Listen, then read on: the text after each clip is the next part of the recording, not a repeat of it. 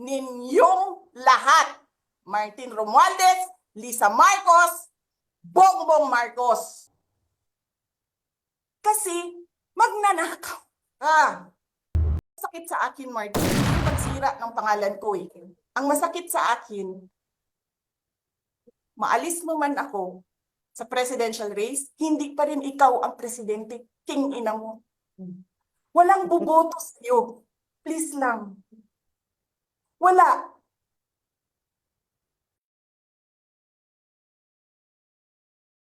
Hindi ka nga dumadaan ng contest eh.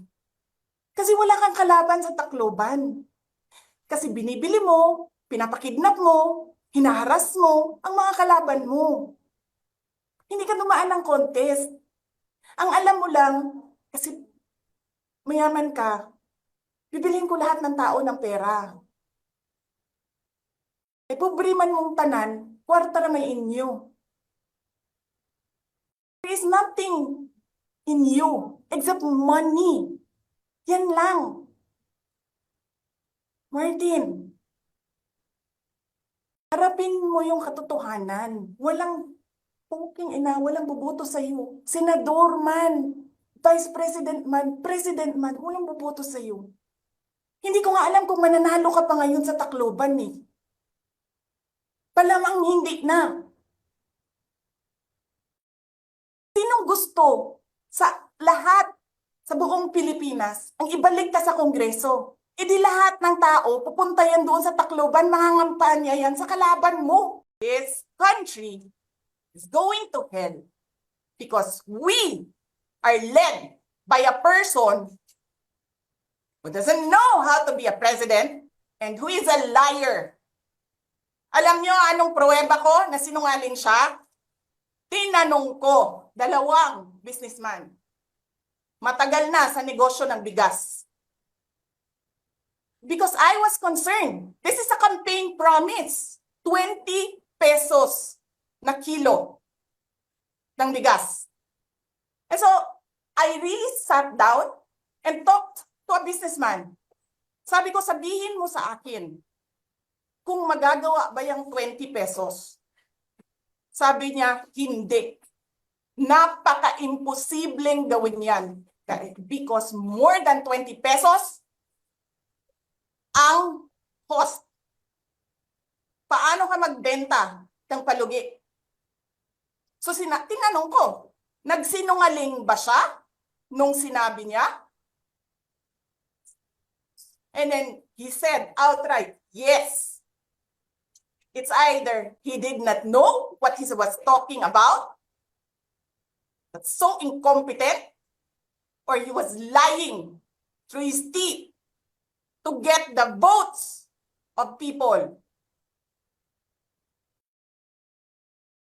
Sa Office of the Vice President, sir, wala kaming ayuda. Pag merong humihingi sa amin ng ayuda, we usually refer it to DSWD because ang prinsipyo namin, sir, hindi dapat ayuda ang binibigay sa tao na nangangailangan. Dapat binibigyan siya ng mapayapang pamumuhay. Dapat binibigyan siya ng oportunidad para makapagnegosyo. Dapat binibigyan siya ng oportunidad na makapaghanap ng trabaho. Yun yung prinsipyo namin. Meron kaming ngayon na pinamimigay. Ito ay Thanksgiving na mga grocery packs namin. Kasama na ito sa Christmas because tradisyon ng Pilipino ay gift-giving during Christmas. Meron din kaming rice box. Binibigay namin ito sa individuals in crisis. Pero yung sabihin mo na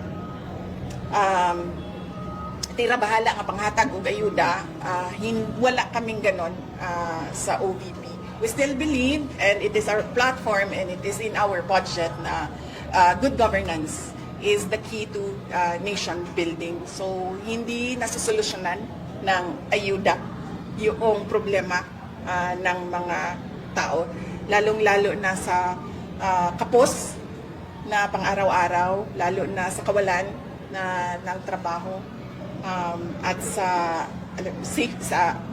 safety and security and well-being ng tao.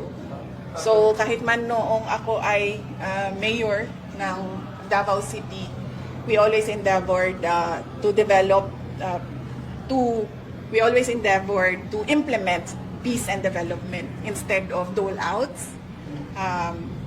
Isa pa pud sa ako ang kuan nianing mga ayuda kay mura basyag kana ganing insulto sa kawadon sa tao nga murabag wala man ka o 5,000 ra imuha humanata mura gingana ba nga sa pananaw nako ang trabaho sa gobyerno paniguraduhon nga dunay oportunidad ang mga tao kontra sa hatagan nimo siya og dole out. Dito sa letter, alam niyo parehas talaga kami ng line of thought ni ni General Acop Representative Acop, yung mga tanong niya, natatanong niya na dito sa letter na to. Except for doon sa binanggit yung pangalan ko. Okay, so ito doon sa fourth, in-emphasize pa, Madam Chair, Mr. Chair, for the sake of exposure. Ang tanong ko lang kay Attorney Lopez, Mr. Chair, napapanood niyo po ba ako or nasusubaybayan niyo po ba yung mga nire-raise ng representasyong ito sa mga budget hearing?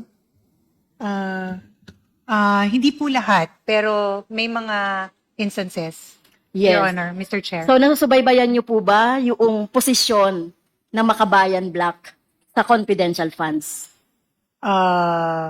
Yes, Your Honor. Ano po yun, kung alam niyo? That certain agencies should only be given, should only be allotted confidential funds. Not all agencies. Am No. I right? I'm sorry. Medyo kulang. So, ang posisyon po ng Makabayan dyan, pati ng kinatawang ito, ay i-abolish talaga ang confidential funds. Dahil, eto na nga, no? This is it. Nakikita na natin kung paano nagagamit, no? O paano siya nami-misuse. Based naman dito sa mga nakikita na natin. Okay, so sinasabi ni Attorney Lopez, Mr. Chair, for the sake of exposure. So ano po yung ibig sabihin bakit parang in-emphasize niyo pa na ako ay ni-raise ko itong confidential fund for the raise of exposure. Anong tingin niyo mapapala ko na i-raise ko to for the sake of exposure? Respectfully, Your Honor, Mr. Chair, may I be recognized? You are recognized, Attorney Lopez. Thank you, Sir Chua. Ma'am, as mentioned earlier, the letter that we have submitted is a mere request to the Commission on Audit. Yeah. It is a simple statement of our position, given that there is a ongoing audit investigation on the confidential funds. No, you are not responsive, Mr. Chair, doon sa tanong ko. So, anong mapapala ko lang doon sa sinasabi nyo at in-emphasize nyo pa for the sake of exposure. No? The only purpose mentioned is to expose to the public the use of confidential funds. So, the only purpose ay, expose ko lang yan? Tingin mo, wala akong dahilan. Bakit natin i-raise itong confidential funds? Hindi naman po, Your Honor. Ito lang po yung position namin as an office. Hindi naman namin sinasabi na wala po kayong purpose. Except, To expose it. no, in this case kasi, Your Honor, the premise is that hindi pa po final yung findings ng audit investigation. So, we feel that it was not the right time to release it because it was inconclusive. It was not final. Okay. Yun naman po. But it is not to say, Your Honor, that you have no purpose Yes. really at the Oo. end of the day. Meron po kayong position. I understand that as member of the Makabayan, sorry, Your Honor. Makabayan Block. Yes. As member of the Makabayan, mula pa nung panahon ni former representative sa Turo Ocampo, against na kami sa mga confidential funds, sa mga iba't ibang funds na walang control yung ating taong bayan. Kaya yung pag-expose natin ng confidential funds, hindi lang yan sa panahon namin. At nakita naman natin yung mga experience niyan. Instead, di ba, kung meron tayong confidential funds, ibigay yan doon sa mas tangible na mga projects, mapapakinabangan ng taong bayan, di ba? So, yun po yung namin doon. At hindi yung dahil in-expose lang natin. Kasi meron din kasing statement si Vice President with due respect na ginamit itong confidential funds, no? At napag-usapan namin with the speaker. Walang ganon. For the record, Mr. Chair. No? Walang ganon na itong confidential funds kaya daw in-expose ni France o kaya in-expose ng Makabayan dahil meron kaming kontsabahan ng speaker or leadership. Walang ganon. No? Nakita niyo naman, no? Bakit natin expose ito? Dahil may nakita tayong notice of disallowance at bukod pa dun sa purpose natin na syempre hindi dapat nagkakaroon ng confidential funds. So, yun po, no? Para on the record, malinaw lang yung posisyon ng Makabayan at ng kinatawang ito dito sa confidential funds at walang kinalaman si Speaker, with due respect, no, kung bakit namin ine-expose yung confidential funds. O baka naman isipin na naman ni Vice President na pinagtatanggol natin ng speaker. Wala pong ganon. No? Dito sa Kongreso, magkakaiba man kami ng position dito sa Kongreso, we respect each other's political position, political belief. No? So, talagang ganun na. Kasi iba-iba talaga pinanggagalingan. Okay, so gusto ko lang malaman, di ba? Gusto ko lang din linawin yung point na yon. Well, ako rin, Mr. Chair, nag-expose, ako rin yung nag-motion for subpoena do sa STECUM dito sa confidential na 125, kung natatandaan niyo po, no? At ang reason doon ay dahil meron tayong nakuhang notice of disallowance. At tama naman, at tingin niyo ba, may karapatan ang mamamayan na malaman nila etong pinagkakagastusan ng confidential funds. Na sinabi ko naman doon sa when we hear the budget of the COA that time. Your Honor, the agency errs on the side of prudence because according to the JC Memorandum Circular, this is information that is only given to certain agencies. Yun lang naman ang position namin. We just want to be on the prudent side of releasing information. Yes. Kaya nga, in aid of legislation, binuksan natin itong issue ng confidential funds. Wala pa ang VP, wala pa ang OVP, ay issue na natin itong confidential funds. Kaya gusto natin talagang mabago, no? Yung pagtingin dito sa confidential funds. Okay, Mr. Chair, nung tinanong natin during the budget hearing of the OVP, yung tungkol sa, ako yung first na nagtanong doon sa budget hearing ng budget ng OVP. Did you remember that, Mr. Chair? Nandun ka sa likod ni VP. Opo, Oo, yes, nandun yes. ka sa likod ni VP. At talaga namang hindi ako satisfied kasi wala naman siyang sinagot. 2 linya lang yung mga sinabi niya, di ba? So, hindi ako satisfied talaga. Okay, Mr. Chair. So, yun lang, no? Gusto ko lang linawin yung ano ba yung position namin sa confidential funds? Ano ba yung papel dito ni Speaker? No, walang papel whatsoever si Speaker doon sa pagbusisi namin sa confidential funds. Hindi lang naman OVP. Kung mapapakinggan niyo ako, ang Makabayan, hindi lang confidential funds ng OVP ang kinikriticize namin. Tama? Okay, so, Mr. Chair, kanina pa kasi, no, na tinatanong natin si Attorney Lopez na sinasabi niya parang wala siyang alam sa confidential funds. Not until na sinabi ng ating si DS Suarez, yung tungkol dun sa 2 letter. Nang ibig sabihin, meron siyang alam kahit papaano dito sa confidential funds. Pero kung di pa binroute out itong letter na to, na talagang kayo, yung nakapirma dito, ay talagang mukhang pangangatawa na ninyo, no, na wala talaga kayong alam. Tama ba yung impression ko? Your Honor, wala po talaga akong alam as regards the disbursement, utilization. Hindi yon. Yung the whole, yung confidential funds. Kasi parang sinasabi mo kanina na labas ka doon sa confidential funds. Kasi from budgeting, kasi tinanong ko nung last meeting, si Mr. Tendo, Rabago, napag-usapan naman talaga ito, no, yung 125, na pagre-request, no, nung 125. So may alam ka doon. Siguro ma'am, for the record, Mr. Chair, Your Honor, Mr. Chair. Yes, please continue. Ayun lang po Attorney yung Lopez. point of clarification. Ang point of clarification is that I am aware that in the budget of the OVP, meron po tayong confidential funds. Ang wala lang po akong direct or personal information is as regards the utilization, disbursement of Well, the said fund. I respect your Yun po your yung- answer to that. May clarification. Pero Oo. you respect me also na hindi ako naniniwala. I understand. Your Honor. So naniniwala ka ba na yung confidential fund is a public fund? It is not private.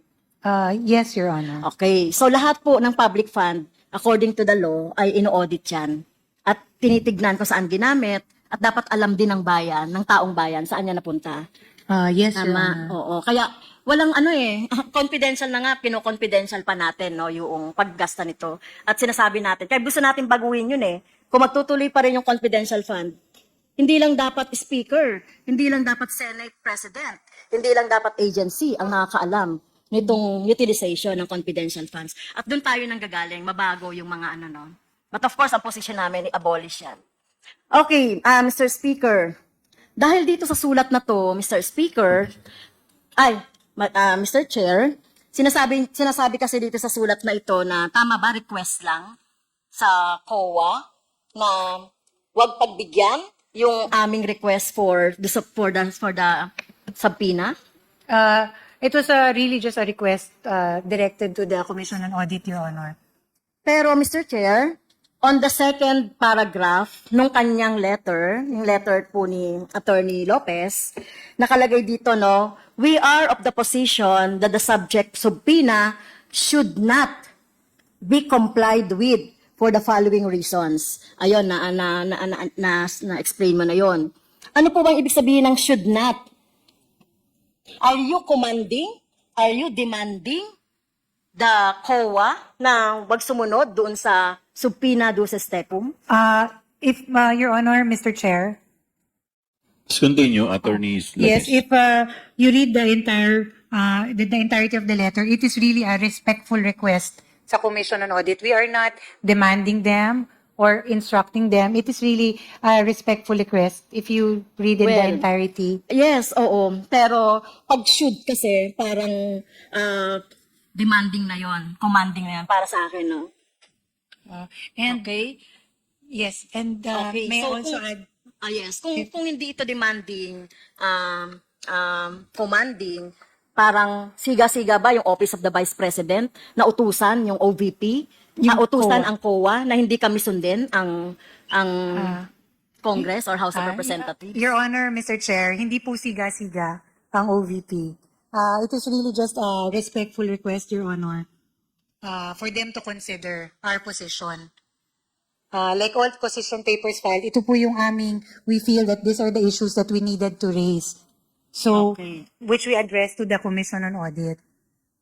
Okay. So kanina, Mr. Chair, no, binanggit na ating mga colleagues yung mga dahilan, no, kung bakit mali ang paniniwala ng Office of the Vice President, kung bakit we are holding a hearing in aid of legislation dahil sabi nila wala pa daw batas o wala pa daw panukalang batas. So kaya nga tayo nag-hear ng, di ba, malinaw naman na yan.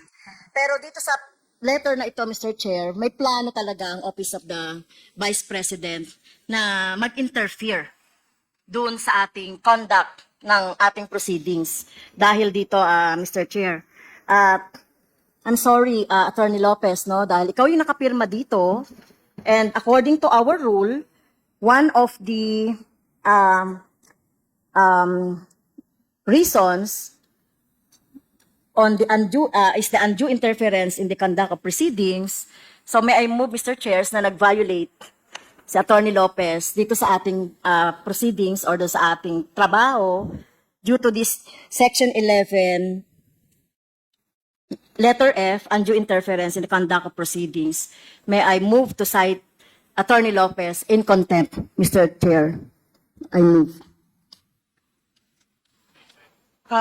Mr. Chair, before you make the ruling, Any second? if I may be allowed, Any second to the motion?